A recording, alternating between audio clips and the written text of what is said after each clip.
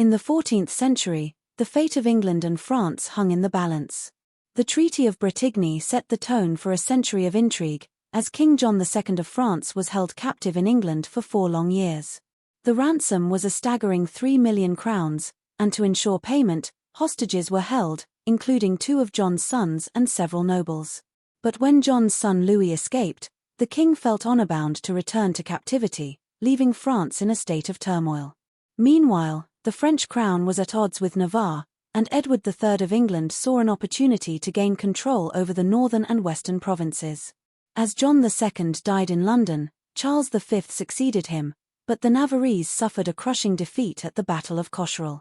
The war became increasingly unpopular in England, and Richard II's indifference sparked the peasants' revolt. The Lords Appellant seized control, but their efforts to reignite the war in France failed.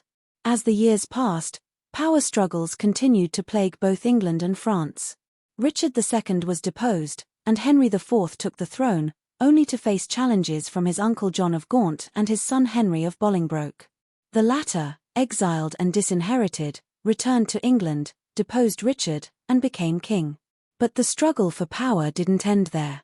Owain Glyndwr led a rebellion in Wales, and the French allied with the Welsh and the Castilians in Spain. In France, Charles VI's madness sparked a regency crisis, pitting his uncles and brother against each other.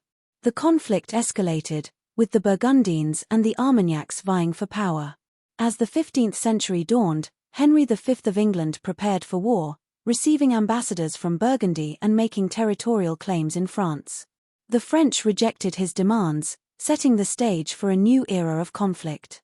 The tumultuous 14th century had set the stage for a century of war, rebellion, and the pursuit of power.